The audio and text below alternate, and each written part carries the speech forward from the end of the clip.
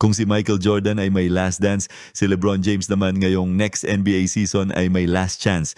Kasi si LeBron James, the oldest player sa NBA, ay magiging 40 years old na this season. Pero despite his age at sa dami ng games, minutes at possessions na nilaro niya sa buong career niya, he's still playing at a very high level, still a superstar sa liga at still seeking a championship bago mag-retire. Sa stage na ito ng career niya, it's all about defining his legacy and achieving that status of being the greatest player of all time. Kahit saan mo man ilagay si LeBron sa all-time great list mo at whether consider mo siyang GOAT or not, personally, I still have Jordan ahead of him.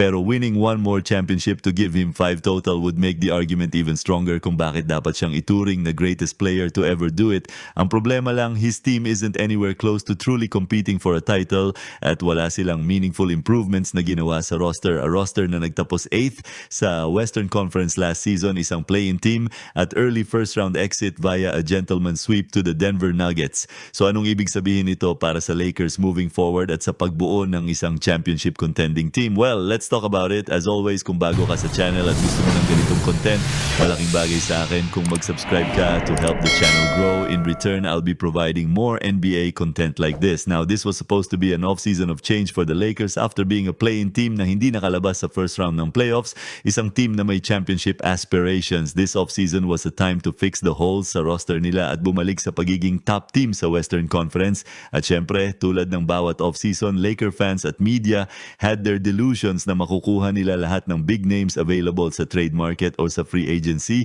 Pero so far, weeks leading up to training camp, the Lakers' only changes this off-season ay ang pag-fire kay Darvin Ham at pag-hire ng first-time head coach na walang head coaching experience, drafting Dalton Connect, the oldest player from the 2024 draft, at drafting Bronny James na sabi ko na before at sa tingin ko most would agree is not an NBA level player. Ang tanging reason lang na kinonsider siyang draft prospect ay dahil sa tatay niya. They let guys like Taurean Prince and Spencer Dinwiddie go at ni-resign si LeBron James sa 2-year, $101 million contract. At yun lang ang extent ng changes o moves na ginawa ng Lakers this offseason. They are the only team sa league na hindi nag-sign ng single free agent at wala pang single trade this summer. Paano nangyari na isang team na may dalawang aging superstars, one of the biggest markets sa league, at isang storied franchise do so little sa off-season na critical para sa future nila?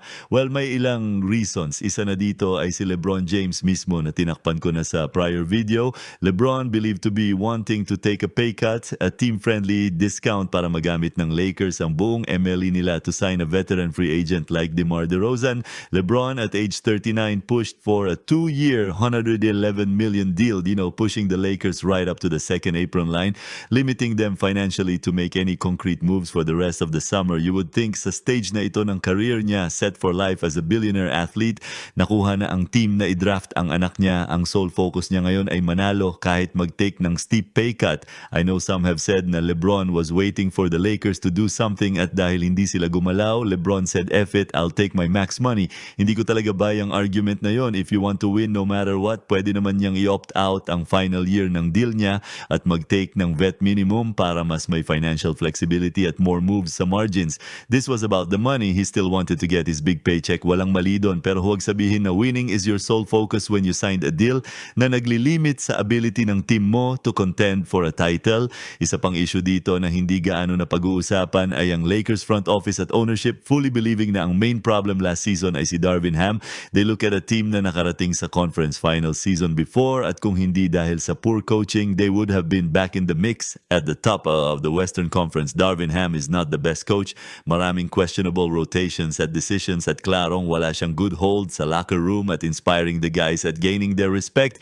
Pero hindi siya ang sole problem ng team at may fundamental flaws ang roster na constructed by the front office, hindi coaching staff. Ang front office at ownership ng Lakers ay laging hindi tinatanggap ang accountability sa kanilang mga pagkakamali. Dinadaya nila ang sarili nila sa pag-iisip na ang tanging pagbabago na kailangan ay sa coaching staff at ang pagdala ng isang maliit na basketball mind tulad ni JJ Redick ay magsosolve ng lahat ng problema at ibabalik sila sa top teams sa West. Delusional na isipin yon na mag-hire ng isang taong walang coaching experience sa kahit anong level, hindi man lang naging assistant coach at bibigyan siya ng isa sa pinakamahirap at highest pressure coaching jobs sa liga.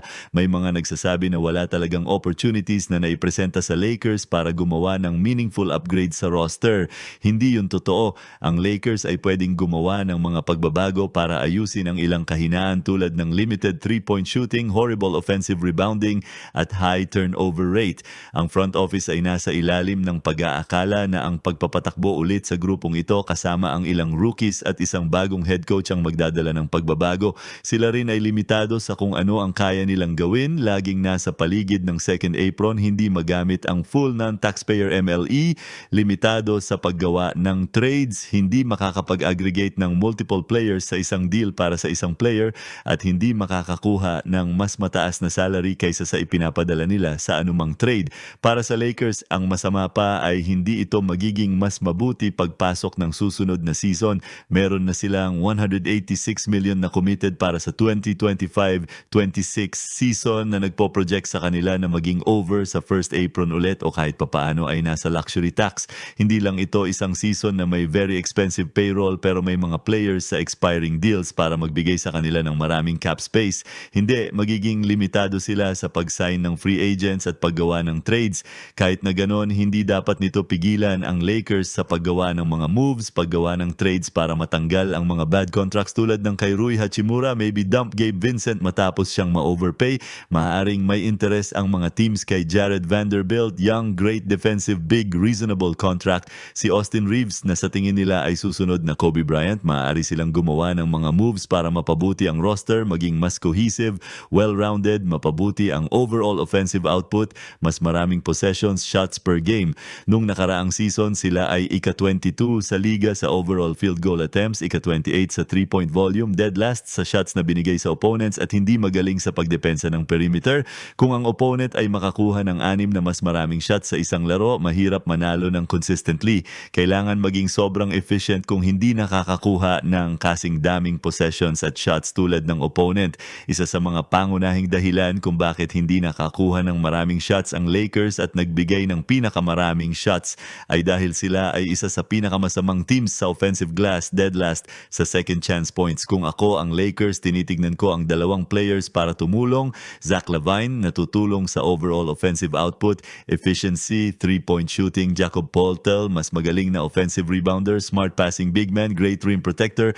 Lahat ng kailangan ng Lakers at kulang sila nung nakaraang season. Si Poeltl ay hindi pasok sa timeline ng Raptors, malamang ay trade. Ang Lakers ay nakatuon sa panalo ngayon. Last few good years ni LeBron, prime ni Anthony Davis.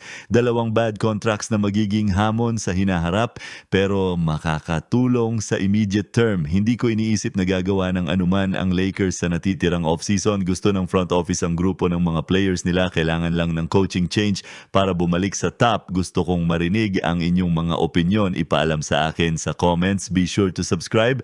At ito ang News Normal PH, ang balitang kumalat na parang virus. Kita-kits sa susunod.